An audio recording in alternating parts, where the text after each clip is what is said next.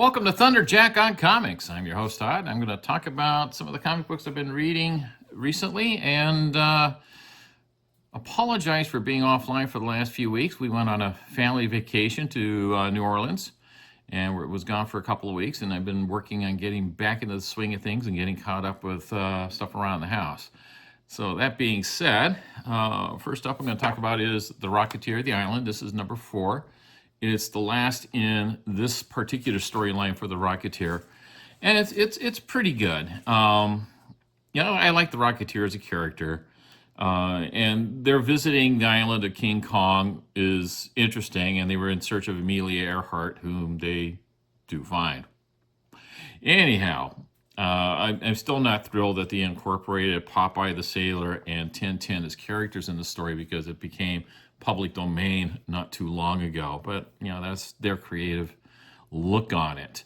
The second up was, of course, Conan the Barbarian number 32 by Jim Zub, artwork by Braithwaite. And it's really good. I mean, I'm continuing to seriously enjoy reading Conan the Barbarian, and it's a lot of good stuff in here.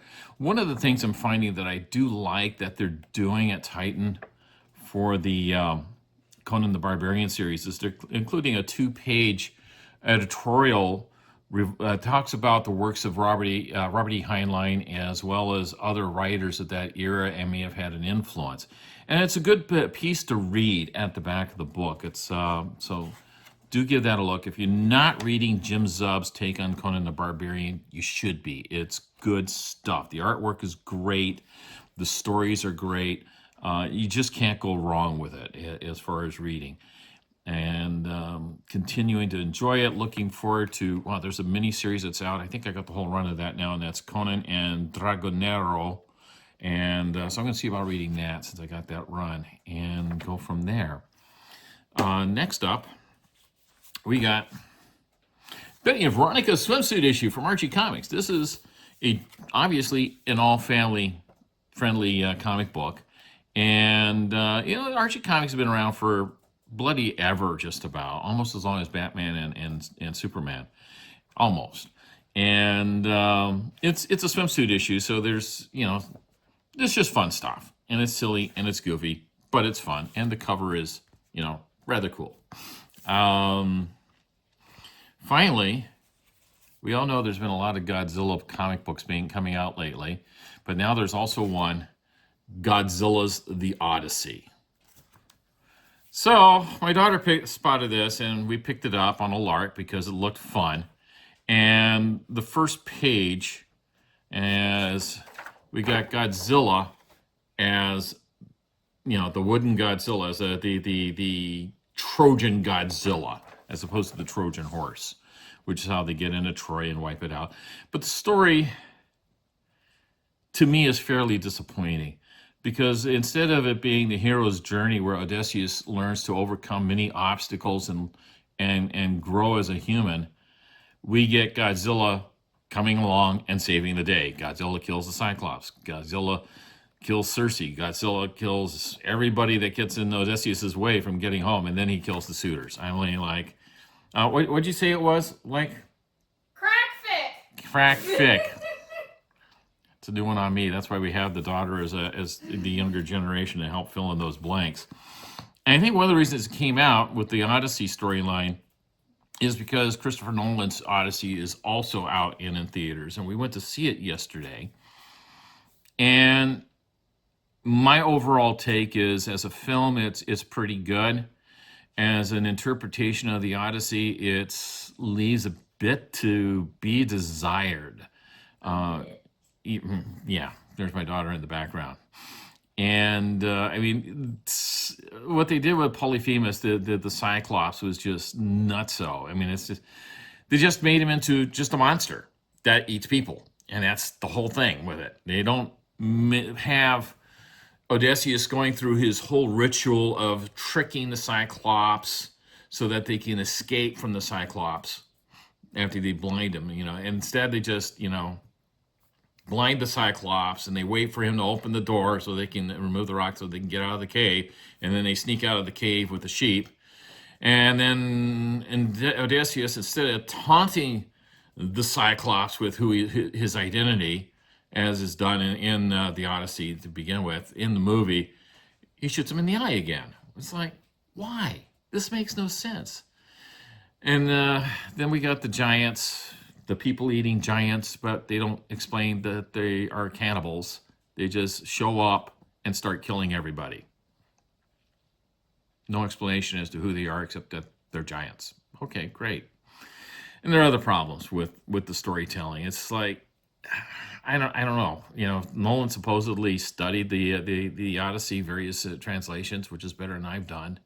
But study what had been done before in film. But still, a 3-hour movie, and it's lacking some of the context that we get by actually reading the Odyssey or seeing other interpretations. What you got over there? No Lotus Eaters. Ending bad. Come here. Ah! Ah! You're right. The Lotus Eaters were missing.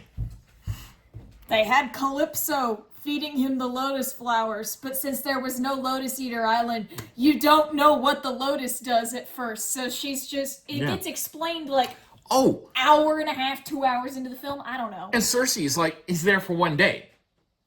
He's supposed to be there for a year. They didn't include the guy who fell off the roof and broke his neck. Yeah. So, it's just, I don't know. It's worth seeing once. But beyond that, I'm just not thrilled. He didn't kill all the suitors. Well, some of the suitors were He's supposed to. I know, but in this case, some of the suitors kneeled down before him. And in other words, they were seeking mercy, I guess is the way to phrase it. It did include some of the things that I haven't seen in other films, like Ulysses with Kirk Douglas and Anthony Quinn. Telemachus just stays home the whole time, whereas in this interpretation, Telemachus sails to Sparta, sees Menelaus, and gets some advice from him, and returns home, and then gets ambushed, which does take place in the Odyssey. But that's about as far as that goes. The other thing, though, when we were at the comic book shop recently, is my daughter spotted this Funko Pop Classics limited edition, and this is Batman.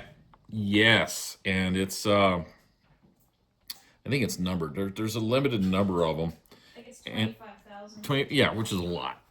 Really, 25,000 is a lot, so it's not that limited. And it's, for $20, I can dig it.